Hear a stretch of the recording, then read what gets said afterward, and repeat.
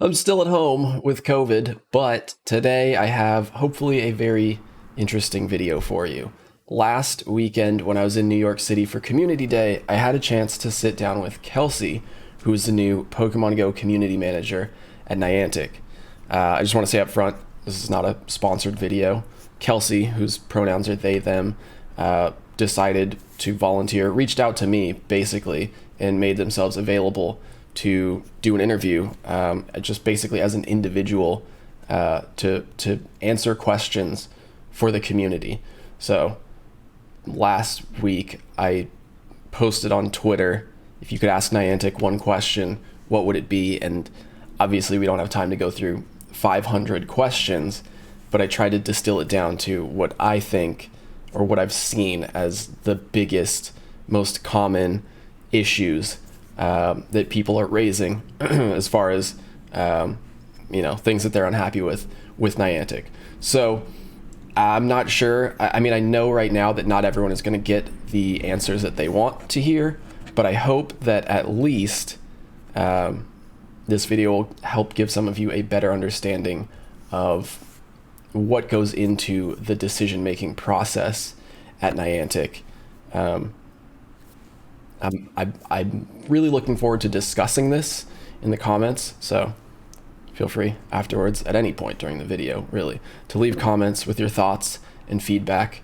And again, I just want to say thank you to Kelsey for making themselves available and volunteering to do this on their own time.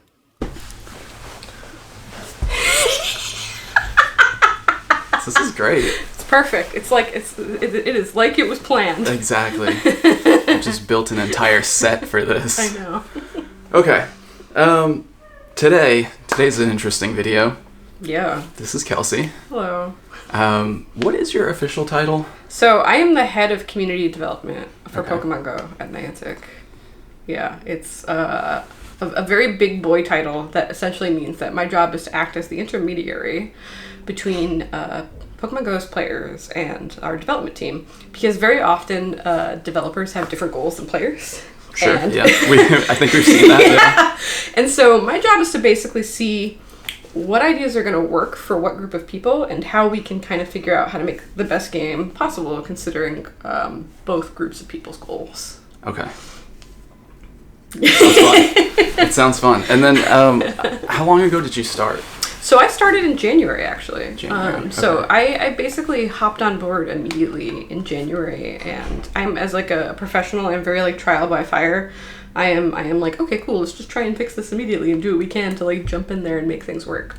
And so my kind of first thing I started doing was figuring out how we could make better feedback loops between our players and folks like you and our company, because right now those feedback loops are kind of weak. And we need to be able to hear what players are saying and thinking outside of like the cacophony of social media so we can better understand what we should be doing. So that was goal one. And right now what I'm working on is trying to better support folks who are running like on the ground events, because one of the things I really strongly believe is that we shouldn't be trying to make things that step on top of stuff that folks are already doing, right? So if people and players and community leaders are running events in their local areas, like why would I make new things in their area when I can just support the stuff that they're doing and just amplify what they're doing already, because they're already doing it and they're excited about it. So Right now I'm figuring out how we can better support them to run their local events. And then from there, I have some cool stuff I can't talk about yet. Okay. We'll save that for another day. Yeah, for real. Okay. That's good. I definitely, like, obviously, having traveled so much to play the game, I've met so many amazing communities who are really doing a lot. So it's cool to hear that, they might be getting some support. Okay. Is it Twitter time? Is it the Twitter? It's Twitter time. I have a lot of All right. I have a lot of screenshots from Twitter. I might try to rephrase some of these questions in maybe more productive ways. I understand the. It's funny because in social media, I think our first reaction is to just be as loud as we possibly can, which I do the same thing. I play a lot of video games, and anytime I see a change I'm not happy with, I do the same thing, so I get it. And I also appreciate the reframing. I got it. Well, yeah. Let's start. I mean, today's Community Day. It is. We're here in New York. Yeah. So let's start with Community Day. I think a big thing that a lot of people have been not so happy with is the change back to 3 hours. Yeah. From 6 hours. There's been a lot of suggestions for things like maybe letting people choose their own start time, just so that it's more flexible for people who have difficult schedules, who have to work, take care of kids, limited mobility that makes it harder to get out and get everything done in a limited time frame. So I'm just going to kind of leave it open-ended. Like, why or why not do some of those ideas work? Or like, why would like something like a choose your own time, does that go against the whole idea of Community Day? Like, what's going on there? So there's a couple different things going on here. One is that this Niantic is a very data-driven company. And so for me as a community manager, I have to kind of balance sentiment and data at the same time, because that's how we best communicate with our developers, to show them like, this is what our players are thinking and doing, and this is how they feel about it too. So when we looked at Community Day, we found, as I think everyone on the internet has seen now, that most people are playing in a 3-hour period, and then past that it drastically decreases from 5% down to 2%. So we knew that they weren't playing for the full 3 hours. Instead, what they were doing is they were playing for 3 hours and then going and socializing. And then the other piece of that is when we were doing Community Day Classic, which is a 3-hour period, we got a lot of feedback that was saying, like, we played for 3 hours and then we had time to hang out afterwards, versus we were playing for on and off for 6 hours and then didn't have time to do anything. So what we wanted to do is create a state, basically, where you had a very condensed play period that had time for socialization afterwards, like we used to. Like for me, for Community Day, what it used to be is we would go and play, and then we would go to our local bar, basically, and then trade Pokemon and show off our shinies, or try and figure out which ones were worth keeping and which ones you quietly transferred to Professor Willow, never to speak of again. Yeah. He just got a lot of Magic card by now. Yeah, oh my god. I think about that sometimes. Like, what does he do with this pile of Magic card? So that was kind of one side of that consideration. And what I will say is that we are still very much looking and watching that data too. So we are now, this is the first time we are testing this on an actual Community Day, right? So what we're going to do from here is look at the data and figure out, and look at the feedback too, and figure out what worked and what didn't.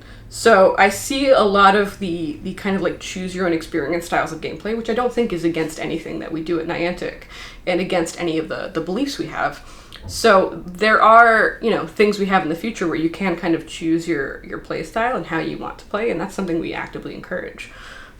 So there is, I would say that if you would prefer to have an experience where you choose your own style, that's something you should bring up and talk about in our feedback and our surveys, which that I will say is the best way of contacting us, because we have to go through all that content versus social media, where it gets very easily drowned out sometimes. Okay. So if you have feedback, that's the way to do it. That's I'll link to some of that down in the description, because I don't think that's something that a lot of people are even aware of as an option. It is. And we do try and read every, Twitter post and every comment on social media, but when you think about it, it's a lot. Yeah. Oh, I know. Yeah. I don't read all the comments anymore. Yeah. So, and it is, again, easier in terms of data for us to look at feedback, like how many people replied with this specific concern or this specific piece of feedback. We talk about that on a daily basis. So that is the best way to share your feedback, especially if it's constructive.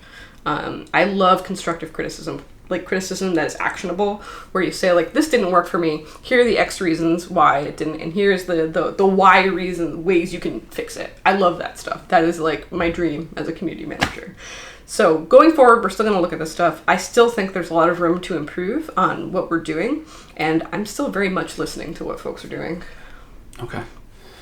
As far as like accessibility concerns, because that's another thing that's been brought up a lot. That's a big one for me. Yeah. I mean, I honestly, just looking at your Twitter, I can totally see that. Yeah. As far as like around Community Day specifically for now, a a lot of people are bringing up concerns that 3 hours is just kind of too constrained for someone with accessibility issues. What ways do you have of like specifically finding that kind of feedback and adjusting for people who need?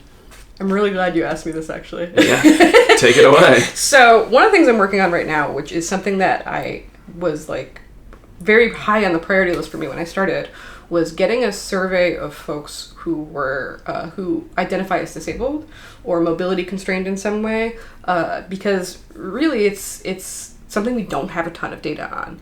And we do have some accessibility options in Pico, but I don't think we have enough. And we don't have an understanding of what folks need in order to play the game. We also don't understand how folks with disabilities play the game right now. So one of the things I'm working on, and we're hoping to put out soon, is a survey or a feedback form where folks who are, identify as disabled can talk to us about that stuff. So we can understand and we can look at ways to make the game better for them. I know personally there are a couple things I looked into internally where, I can't necessarily talk about them right now, and there are conversations we're having in the background where, we look at how people exercise and move, because, one of Niantic's tenets is, exercise and exploration. So we want to stick with those things, but we also understand that people do that in very different ways, right? And so we need to have a better understanding of how can we fit those tenets into the game and make it all kind of blend together. So for folks with accessibility issues or disability issues, whether it be like a rural player who does not have a ton of Pokestops near them, because that's the other thing we're looking at, which I think is a different problem, but similar result, and folks who are disabled, how do we fix the gameplay loop for them to make it fun? That is my big concern. It's one of the first things I was curious about. Yeah. Because I grew up in an area that had no Pokestops, so I had to drive like a half hour out to play the game when I first started, which I think when the game was new, I was very engaged to do.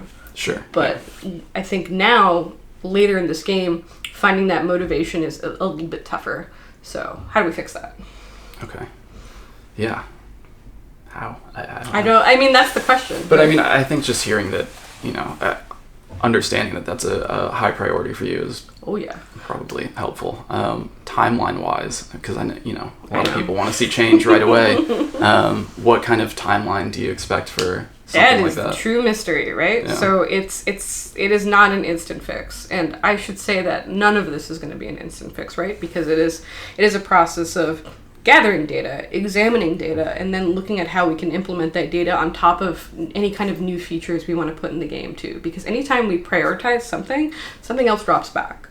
And so another of the common comments we get is there hasn't been a new feature in so long. And anytime there is something we want to fix or make better or anything like that, it means that other things get pushed down. So it's a balancing act of how do we stabilize the game for some players where it might not be stable right now versus how do we make new and engaging features for everybody. So it's hard for me to give a timeline when we're playing that balancing act right now, but if it's any consolation, as far as rural and accessibility stuff, I am like a beautiful queer pit bull who will just hound at our development team until I can figure out how we can make it happen. It's something I think I talk about on quite often with our teams. Yeah. They're probably tired of hearing from me. Oh man, I'm glad you kind of brought up the new features, because that's another thing that I think a lot of people have been asking about, and myself. I know that we've talked about this. That for me, as like someone who's been playing the game for so long, it feels like a lot of the decisions aren't necessarily being made with me or players like me in mind. Whether that be, new Pokemon just kind of being like dropped one at a time. It's really just like slow drip. Nothing necessarily new to do with Pokemon. What kind of plans, I guess, like on a broad level, does Niantic have moving forward? Like, once you run out of Pokemon to add to the game, what else are we doing? Oh God, I mean, if I ever run into Pokemon, that's gonna be that's a whole different timeline at that point. This is me thinking of the new game that just got released, and I already thinking about what starter I want to grab. Oh, dude, I always choose the grass types, but Really? honestly, I always, but that Fuecoco looks kind of So cool. yeah. I'm so excited. This is one of the first times I think I'm normally a fire starter. But, like, this is one of the first times where I just saw a duck with a hat on, and I was like, oh, no! It might be duck with hat day! Oh, God. But, I don't know. Anyway, so there are a couple different things that we're looking at. One is something that you're talking about, which is the late game and, like, game loop. Mm-hmm. Because you're right, when you get to level 50, it's like, now what? Yep. So it's something that we're talking about internally right now, and it's something that I think we're going to start examining pretty soon about how can we develop that. And for me, personally, and this is not something that, we're talking about internally yet, my priority is looking at ways that level 50 players can contribute to their community, to find ways to link into other players and really support and amplify other players. Do you play Final Fantasy 14 at all? I don't, no. Okay. So, there are many games like Final Fantasy that has like a buddy system, basically, where you have a buddy and it gives them perks. And I keep looking at systems like that exist in other games. Like, is there a way our level 50 players can tie back into their community and basically give them cool opportunities for bonuses so they can grow and develop their play too? And our level 50 players can be like, yeah, I'm a level 50 player. Like, you want some cool stuff? Like, yeah. And also just like help build their local community, because ultimately a lot of our level 50 players are community leaders, and they are people that our lower level players look to for guidance and feedback. So trying to really kind of enhance that loop is the direction I'm kind of looking at. But I know that our team is talking about it internally, and probably will start examining that over the next couple of months. As far as new features, there are some very cool things coming up that I don't know the timing of this video being released, so I don't know what will be out at that point or not. So if this is going out and a cool thing just came out, there you go. Okay. All right. I don't know when this is going out either. I might just put it up right now. I know, right? Tomorrow? Yesterday? Tomorrow? Local communities. We were just talking about local communities. Yeah. Let me see.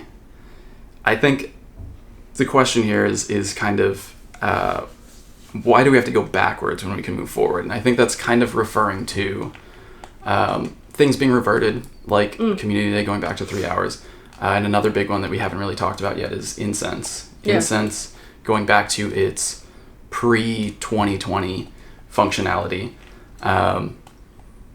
I think for me, I'd like to start with like, why, when we as a community, well, I guess you weren't there at the time, but last summer here at Niantic. Yeah, I was on the player end of that. Yeah. Yeah, so that was interesting for me, because I saw that, and, I've worked community management roles my whole life, but I saw that happening, and my community management brain went, oh no, but also me as a player went, oh no, like, because that detrimentally affected us in the middle of a pandemic. And I think the company realized that too. But yeah, it was interesting for me being there as a player and now being here on the Niantic side and kind of seeing both halves. It's been fascinating. Mm-hmm, mm-hmm. Yeah, that is like a really interesting perspective that probably not many other people have. Yeah.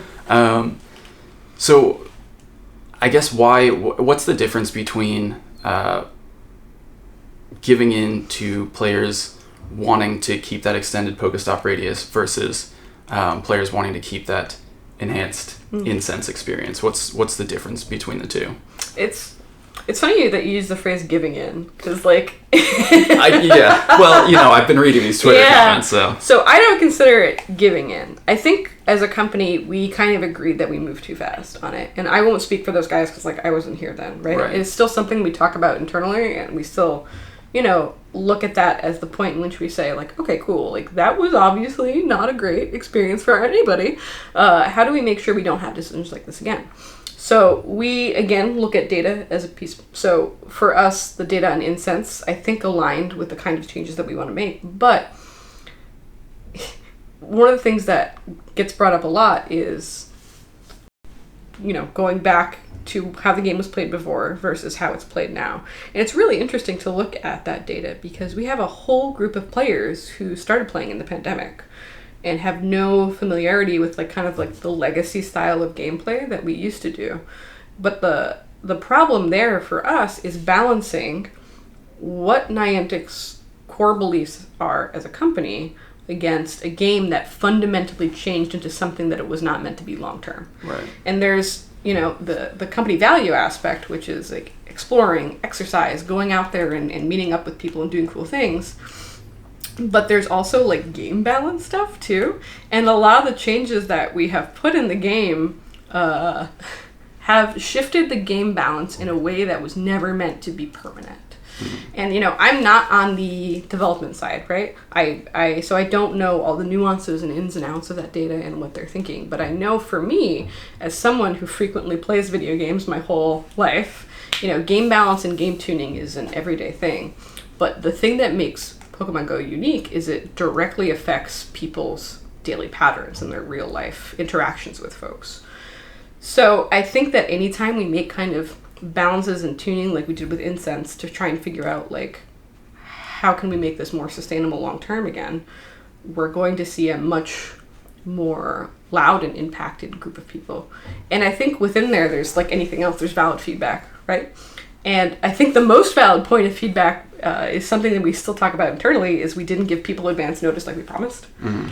And we are hyper conscious of that now. So a lot of the things we're talking about, any kind of changes moving forward, we are going to make sure we do that kind of advance notice to prepare players, especially because we don't want people buying things that are going to change the next day. That's not fun for anybody. Yeah.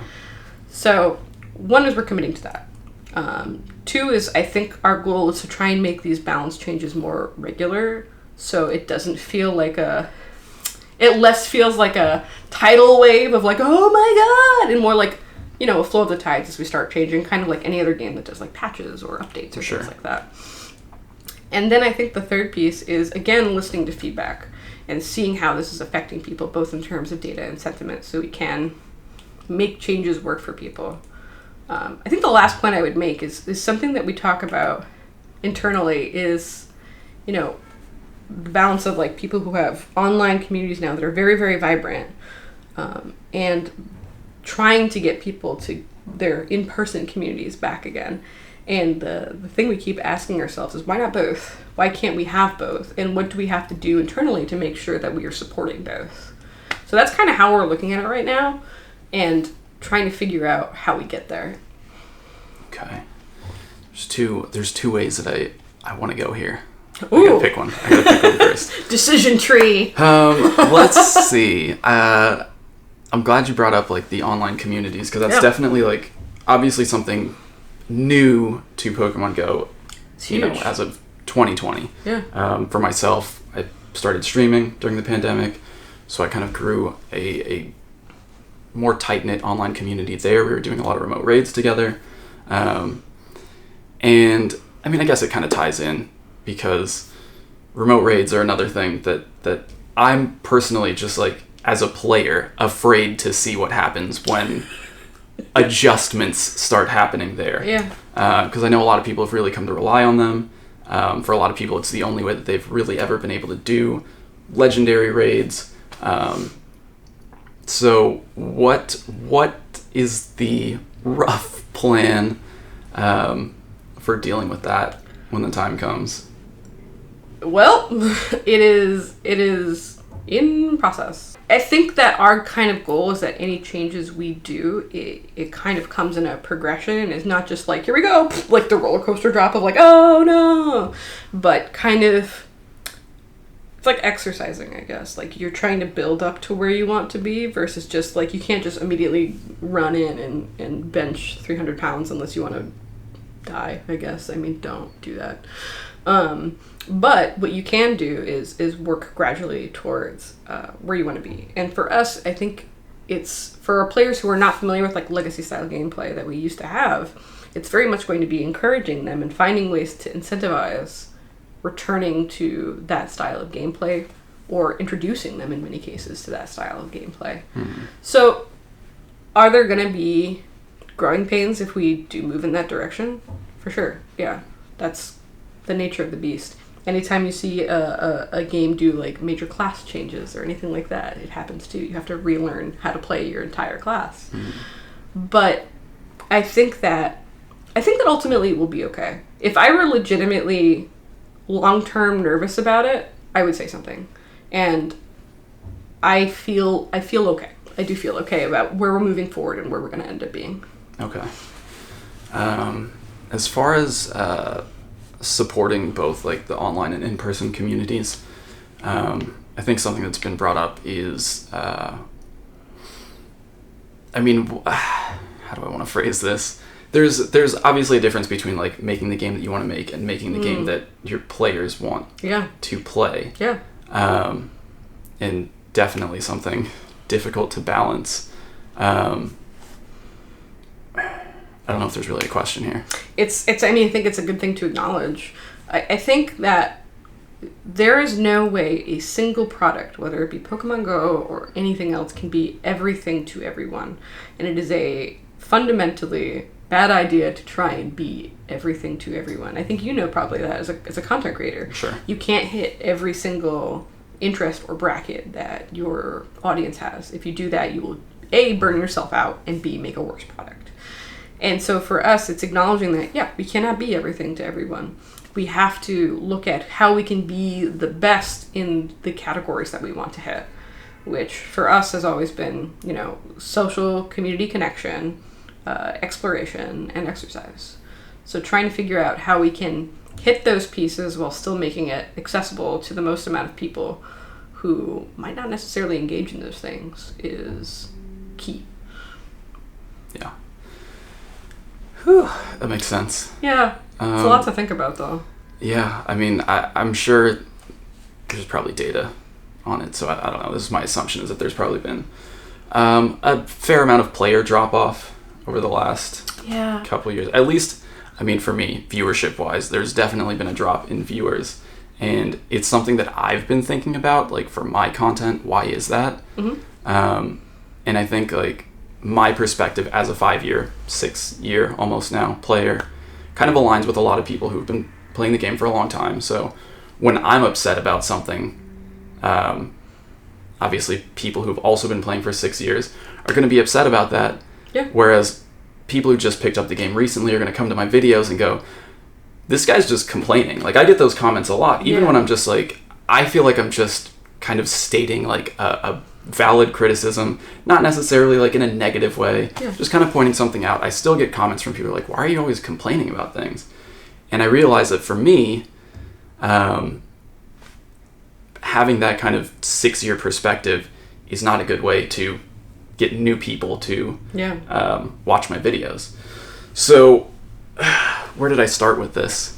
I mean, it's something I think about a lot, because our new players are engaging with a totally different game than I think the people who've been playing since day one. I'm a day one player too. I still remember wandering the streets and screaming when I saw like the first Tauros I ever saw, and it took me like forever to catch it. And that experience of watching like a crowd of people running because there was a Snorlax down the street, like that was like a core memory for me. Mm-hmm. And I think for a lot of our newer players, they still have sometimes those core memories that we don't experience as older players anymore. And I think part of that for me is acceptance, that I love this game. I will probably always play this game, but I'm not going to experience it in the same ways that a new player does. But how can I take a step back and look at it from their perspective to make sure I'm not like missing a beat? And also make sure I don't become jaded at the things that felt cool to me. Mm-hmm. Mm-hmm. Yeah, I struggle with that. I do too. Yeah. It's actually funny because I caught a Pokemon yesterday that I didn't have in my Pokedex, and I walked a mile out of my way because I saw it pop up, and I was like, oh my god. And I have so few of those experiences that when they do happen, I try and like really remember that feeling, because I think as 5 or 6 year players, that happens, we're like, oh cool, we caught it, all right, now it's in my decks, it shows up, like whatever. But now I'm like, hell yeah, I got this thing. Like I try and keep joy. Yeah. Oh man. Yeah. Whew. Let me see if there's anything else in here. Yeah, any more fun. I saw there was like 500 comments on there this morning, many. and I was like, oh no! So many. That's like the main points I tend to hear, I think. Yeah. Is that collection. Yeah, I definitely want to make sure we're hitting that, because that's the stuff that I'm seeing the most, that I'm hearing the most. I have a lot of screenshots that basically say the same type of things. I guess actually where I started was that was like, is there anything that you can share regarding player drop off, and like, is there just an amount of that you have to be okay with? Yeah, I mean, I don't have the exact numbers, so I don't know what the drop off was, or if there was a drop off, honestly, because I joined in January, so I've looked at the legacy numbers before, but I don't recall them off the top of my head. I think that anytime you have serious changes to any system, it comes in waves, right? There may be players who drop off, and we may get more back too. I think it's going to be a little bit before it evens out again, and we find some kind of stability or some kind of recognition on what the core Pokemon Go player looks like, especially right now in the middle of changes. So I think, me personally, I'm okay with accepting that our game cannot be everything to everyone. And I try and share that perspective with our team, because our team, I try to discourage this, but our team does go and read comments, and, my job is to be a buffer for that, because I feel like anytime you work on a product, it feels personal, right? This thing is your baby. And so I like to make sure they're getting critical feedback, but not necessarily cruel feedback. But sometimes they read this stuff. And so I think it's important for them to know, and for us to know as a company, that, we cannot be everything to everyone, but we can still make an excellent product that helps people go explore and do cool stuff and make Pokemon show up in the real world, which is ultimately, for me, what made this cool to begin with. Yeah, absolutely.